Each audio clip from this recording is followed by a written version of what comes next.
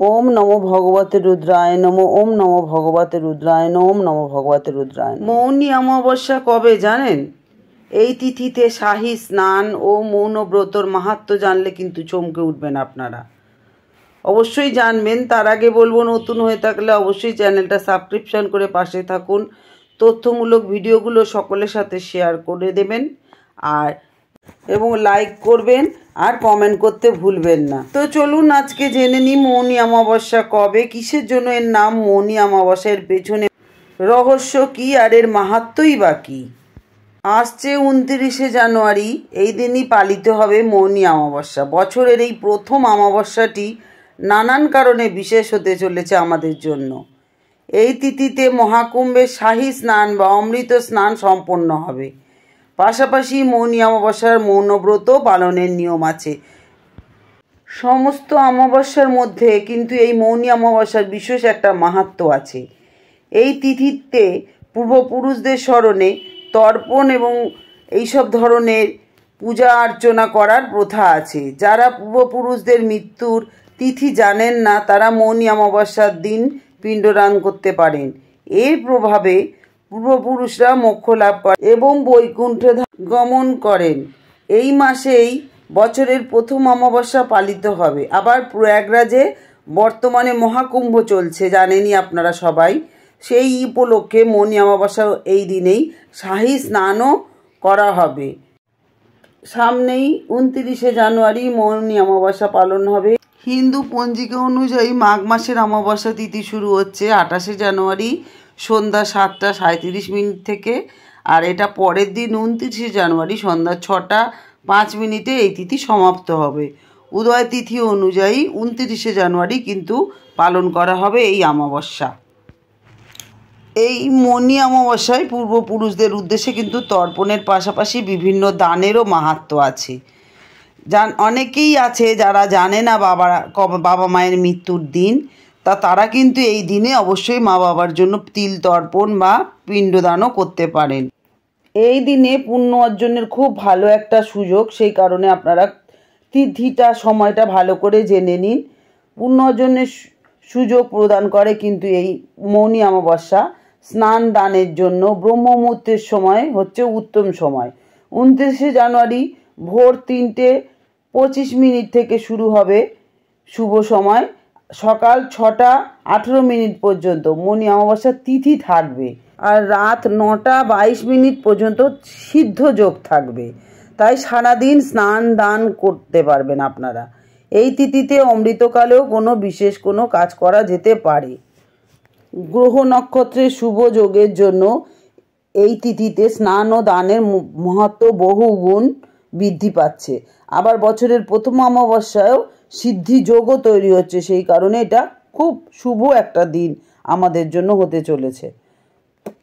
যেহেতু 29শে জানুয়ারিতে মৌনী অমাবস্যা তিথি মহাকুম্ভের দ্বিতীয় স্নান সম্পন্ন হবে, বলা হয় যে এই তিথিতে মর্তে পিতৃপুরুষদের আগমন হয়। এই তিথিতে সঙ্গমে স্নানের পাশাপাশি পূর্বপুরুষের উদ্দেশ্যে তর্পণ দান করলে তাদের আত্মা তৃপ্ত হয় এবং তারা মোক্ষ লাভ করে। এর পাশাপাশি পিতৃদোষ থেকেও মুক্তি পাওয়া যায় এবং পরিবারের সদস্যরা পিতৃপুরুষদের আশীর্বাদ লাভ করেন। এছাড়াও মৌনী অমাবস্যায় গঙ্গায় ডুব দিলে বলা হয় সমস্ত পাপ ধুয়ে যায়। আত্মিক শান্তি ও আধ্যাত্মিক উন্নতির জন্য মহাকুম্ভের এই দ্বিতীয় শাহী স্নানকে বিশেষ গুরুত্ব দেওয়া হয়েছে। আর এই মৌনী অমাবস্যায় কেন মৌনব্রত জানেন? মৌনী অমাবস্যার তিথিতে মৌনব্রত ধারণ করার নিয়ম আছে। এই তিথিতে সাধক মৌনব্রত পালন করে।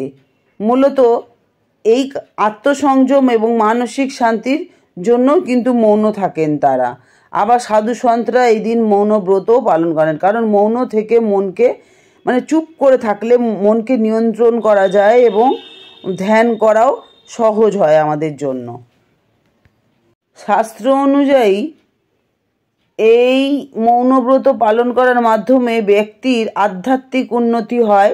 এর পাশাপাশি সাধকের বাণী শুদ্ধ হয় আর মোক্ষ লাভও সম্ভব হয়। আত্মিক শান্তি এবং সাধনায় গাম্ভীর্য আনার শক্তিশালী মাধ্যম হলো এই মৌন ব্রত পালন, অর্থাৎ মৌনী অমাবস্যার দিনই এইটা আমরা করতে পারি বা মৌন থেকে পুজো করতে পারি সারাদিন। আর এই বিশেষ তিথিতে দানেরও একটা খুব ভালো সময় বা সুযোগ আছে আমাদের জন্য। কালো তিল, অন্ন ও বস্ত্র দানের রীতিও পালন করা হয়। বিশ্বাস করা হয় যে এই দিন যদি মৌনী ব্রত বা এই মৌনী অমাবস্যা খুব নিষ্ঠা সহকারে যদি পালন করা হয় তাহলে ব্রতের সমস্ত স্বাদ পূর্ণ হয় এবং তার পাশাপাশি খ্যাতি, অর্থ, যশ, মান সম্মান বৃদ্ধি পায় এই ব্রত পালনে। অর্থাৎ এই তিথিতে কাক ভরে উঠে স্নান, দান, ধ্যান করবেন সবাই তার নিজের সাধ্য অনুযায়ী। আর মৌন থেকে অর্থাৎ নীরবে থেকে ঈশ্বরের নাম গ্রহণ করবেন, মানে ভগবানের নাম নেবেন, পিতৃতর্পণ করবেন। এতে তাহলে আপনার জন্য ভীষণই ফলদায়ক হবে এই তিথিটি। আর চিরাচরিত রীতিনীতি পালন করে মেনে চললে জন্মদোষ থেকেও মুক্তি পাওয়া যায় বলে বিশ্বাস করা হয়। তাহলে এই দিনটি কিন্তু ভীষণই গুরুত্বপূর্ণ, আমরা কিন্তু মিস করব না কেউ। এই দিনটাকে সুন্দর করে পালন করার অমাবস্যা, মা কালী, ভোলেনাথ সকলকে ভালো মতো পুজো দেব, দান ধ্যান করব, এইভাবেই এই দিন সারা দিনটা পালন করব, স্নান করব, পিতৃতর্পণ করব। আর এই দিনে মনে রাখবেন, আমরা যদি গঙ্গা নদীতে মা গঙ্গায় আমরা যদি স্নান করি তাহলে জ্ঞানে বা অজ্ঞানে মা গঙ্গার আশীর্বাদ লাভ করতে পারবো। আর মায়ের ভক্তদের উপর মায়ের আশীর্বাদ তো বর্ষিত হবেই। এটাও বিশ্বাস করা হয় যে এই স্নানের ফলে মানুষের কুণ্ডলিতে অশুভ গ্রহের প্রভাব থেকে মানুষ মুক্তি পায়। এই বছরে মাঘী পূর্ণিমার কৃষ্ণপক্ষে বেশ শুভ সংযোগ সংঘটিত হচ্ছে। আর এই দিন তো জানেনই, আর একটা সবথেকে বড় হচ্ছে আমাদের ভোলেনাথের উপাসনা, মানে শিব পুজো সবাই করতে পারবেন। এই দিন খুব ভালো দিন, এমন সুন্দর দিনে ভোলেনাথের উপাসনা করলেও আপনাদের অনেক মঙ্গল হবে। স্নান, দান, শিবের অর্চনা, মৌনব্রত রেখেই সবটা করবেন। আর আরেকটা কথা বলবো শেষে, মাঘী পূর্ণিমার এই অমাবস্যার রাতে আকাশে চন্দ্রদেবকে তো দেখা যায় না, অন্য অমাবস্যার তুলনায় কিন্তু এই অমাবস্যার রাত অনেক বেশি ঘন এবং কালো হয়।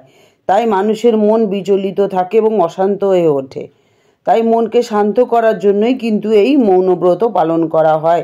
তাই এই অমাবস্যার নাম মৌনী বা মৌন অমাবস্যা নামে খ্যাত।